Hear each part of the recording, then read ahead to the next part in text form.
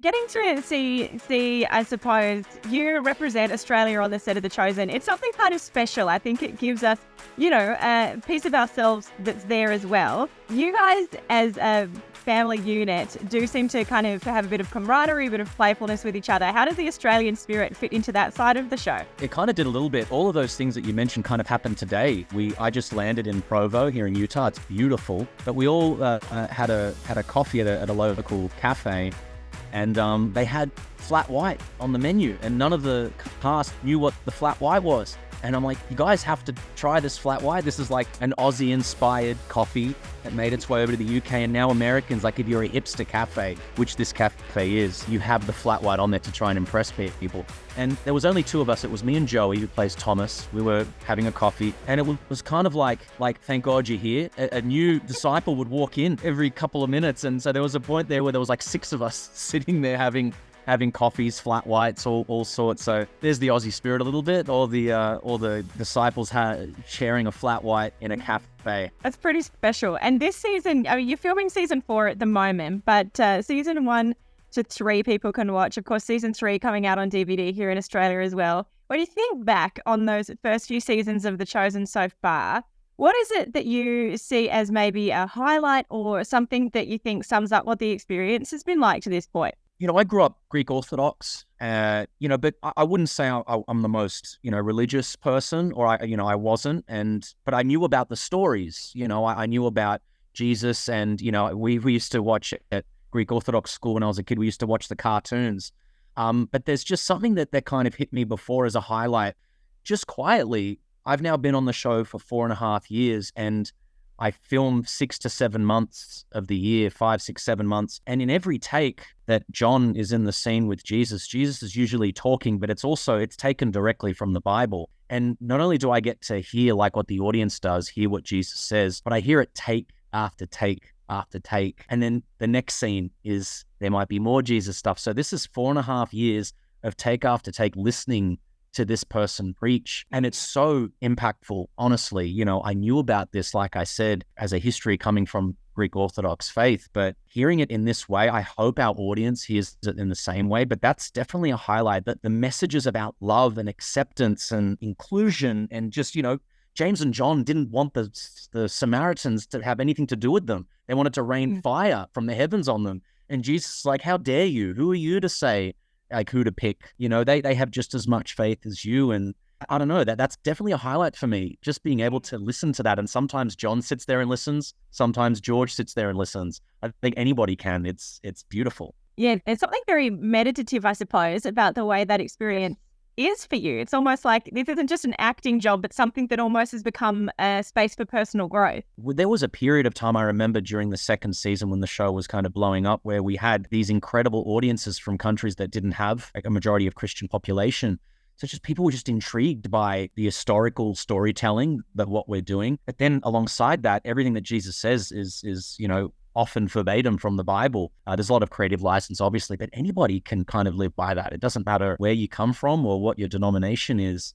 When Jesus preaches love, it's beautiful, and it is meditative. There's a lot of things in there that are also meditative, where people can sit down and really relax with those words. And Jesus does say in one of our seasons where he says, you don't necessarily need to go to church. You can be you can find God in the comfort of your own home.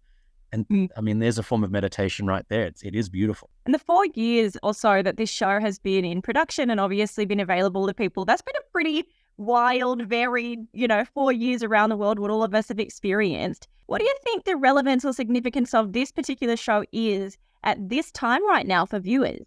I think one of the things that was just the miraculous nature of the show is that it blew up during the pandemic, when there were questions about how are we going to make this sustainable, and then the pandemic hit, and I think the creators and the producers couldn't in their right mind ask people to pay for it, and so they basically said, we don't know what's going to happen during the pandemic, so it's free. We made 1 season, enjoy, and we'll see what happens.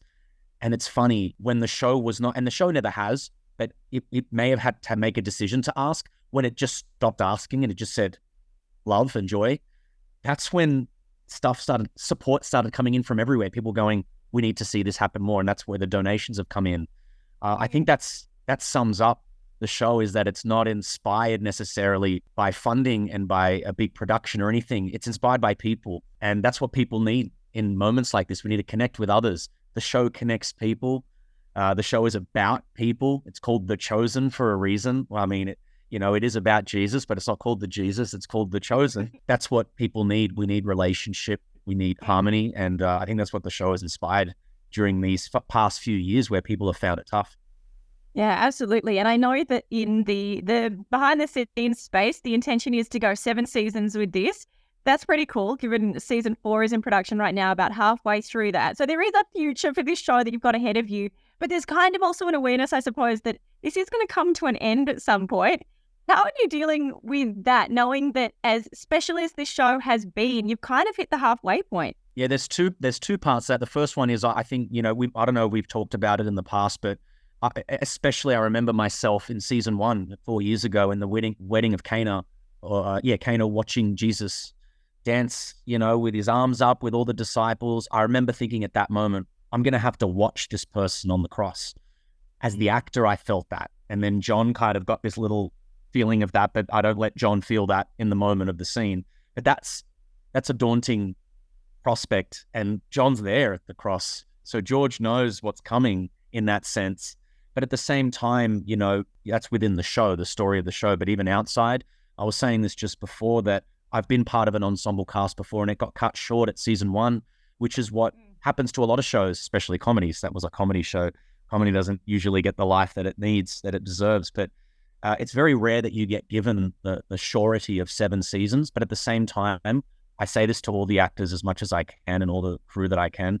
It'll be over before you know it. So I do try, and going back to what you were saying before, almost meditative on set.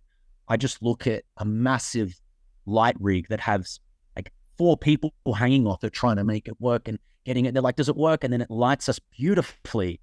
It's like all those people are making this amazing production happen. And there's people at home making this happen. Everybody, I'm just so grateful for it. And I try not to let myself take it for granted. So I'm trying to enjoy it in every single moment because even though it is 4.5 years or 4.5 seasons away, it'll be over before we know it. So I'm just trying to enjoy it now. And going into the next season, your character, John, of course, James as well, you guys are the Sons of Thunder. What can we expect from you guys coming up? Yeah, it's a little bit of I didn't think I'd be able to, reveal this. And I'm not sure if we talked about it before, but long story short, in season 4, the season's ramping up. And we said that in season 3, but it's getting serious now. The Romans, the Pharisees, they're all on Jesus and it's getting dangerous to the point of, threats of violence. And in and amongst all this, James and John tap Jesus on the shoulder and he's just got threats from everywhere. He turns around. Doesn't exactly happen like this, but he, is what's up? And they go, can we just sit at your left and right hand in your kingdom? And it's just such bad timing. And it's like, are you guys for real? Have I taught you nothing? And that's kind of where James and John are. They're a little bit blind still. And I think that's a broader message for all of us. I mean, these disciples end up being quite, holy. We see them on the stained glass windows, but that's in churches and stuff now. But the point of the show is to humanize these people. They're not perfect now. And James and John, they're zealous, they're a little bit impetuous, and they're still missing the mark a little bit, even in amongst all this activity. So they may have a bit of growth to do yet until they reach that inner circle, let's just say, of Jesus. Yeah, it's very special what you guys have created on screen, off screen as well. There's got to be some kind of chosen reunions that happen, I think, for years to come as well. Oh, eventually... It sounds so exciting. It's so sad. Those things are always like, it's like so nostalgic. I watched like the Friends one recently, and I'm like, are we gonna have that? Are we that important? Yeah. I don't know. I don't think so. I started on this show when it was like a web series, so I'm still trying to grapple with how big it's gotten. And we just got that new deal with CW, and it's going to be on network TV. We're on all the major streaming services. 600 languages we've been translated, and I think growing. One of our exec producers went to Madagascar to launch the show. It's massive. So yeah, maybe we will get a reunion. Yeah, it's huge. You guys deserve all the successes that you've got to this point. And let's not talk about the end too soon because you've still got so much ahead of you. But George, thank you so much for your time today. Really appreciate it. My pleasure. Thank you so much. They say the struggle is real. I say the struggle reveals how you deal with the monster that's inside you. I don't buy into the luck. I put my faith and my trust in my team. Everything that we done been through. Gasoline in my veins.